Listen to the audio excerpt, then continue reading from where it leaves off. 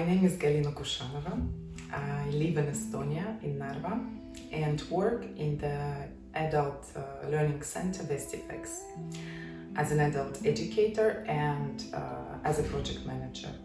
I've been working in the field of education for the last 10 years, mostly teaching adults and also sometimes youngsters and children, and also coordinating international and national projects in the field of education. What do you think? What lessons can we learn from the current situation with COVID-19?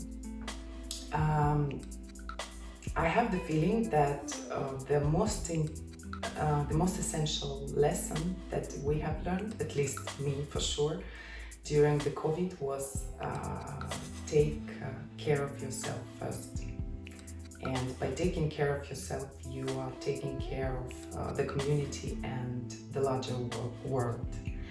And the second lesson is to think positively and don't lose the hope and belief in the brightest future.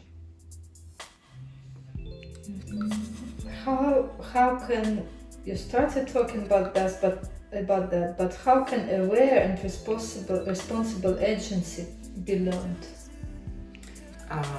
How can aware and responsible agency be learned? In education or in general? In education.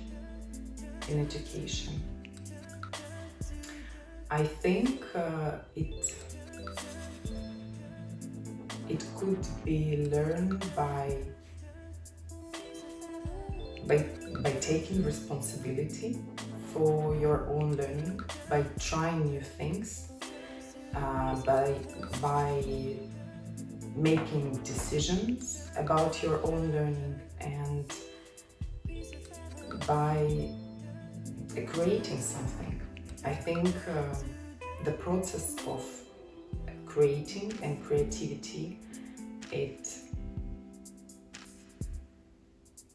gives us power, or it brings our power into the surface, because when we create something and we see the result of our creation, no matter what it is, I think we feel more empowered than before. What do you think? How will the world of education look like in 2035? I think that we live in the time when everything changes, and I don't have a very clear picture of the education in 2035, but when I think about it, especially when I think about the adult education, then I have the feeling that the adults and adult learners will become more and more autonomous, like every year, and maybe by the year of 2035, a big number, a majority of adult learners will be capable to organize their learning autonomously. And I also think that it might happen that in 15-20 years there will be much less need in educators that we have now, because we strive so much now to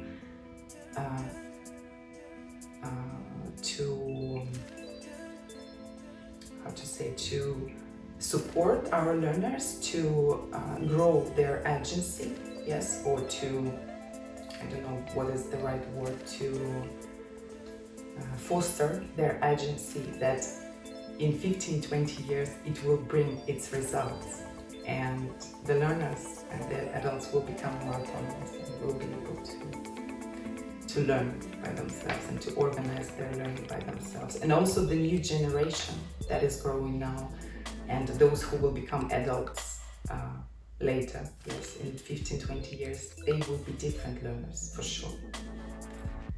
And yes, it will change the world of education for the better, for sure. What is the common minimum knowledge all people should have in 2035? I think that in 2035 we will need to, the common knowledge of everyone will be around the following questions. Who am I? What is my intention? How do I relate to other people? How do I connect with them?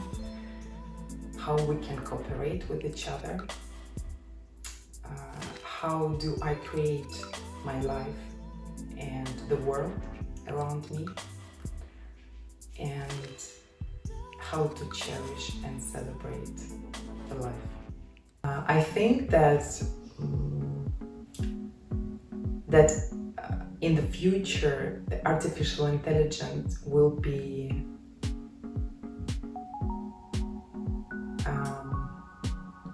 our equal partners in life, and I'm curious to see how it will work out. But in adult education? And in adult education, yes,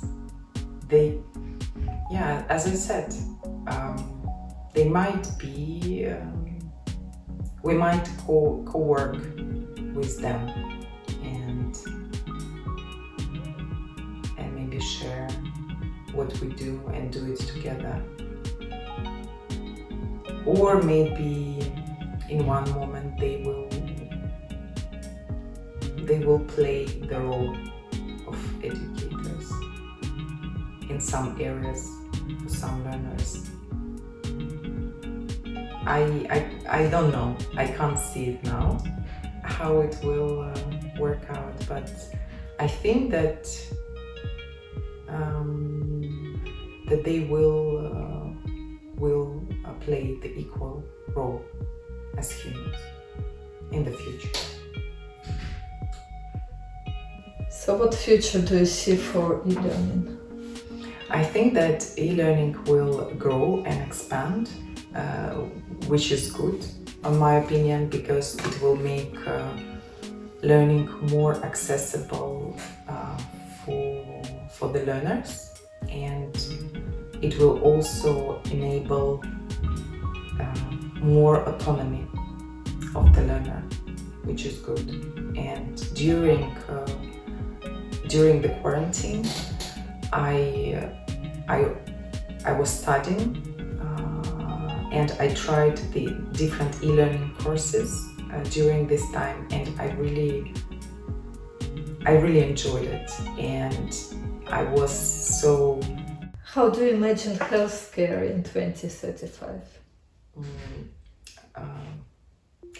I feel that we are becoming more and more conscious about our health, and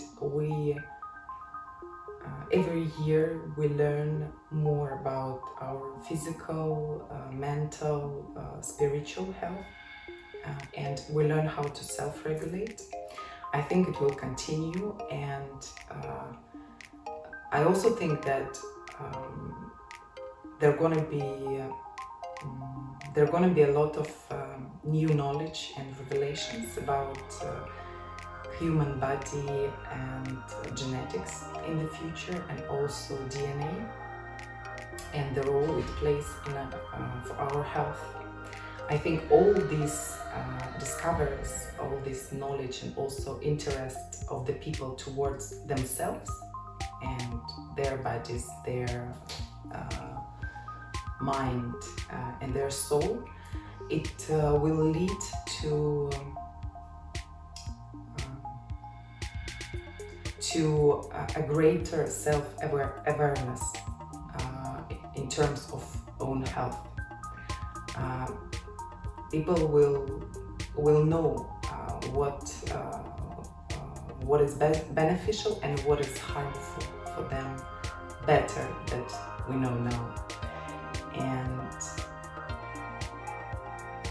And I think people will also be interested in their own health more and more in the future.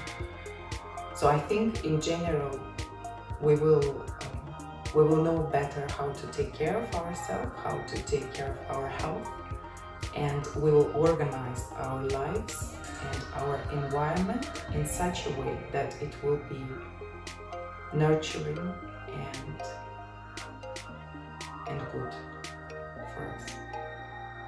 And what is the role of adult educators in this process? First of all, it is very important for adult educator to take care of his or her own well-being and resources, because when we feel well, we can be more helpful for our learners. Yes, and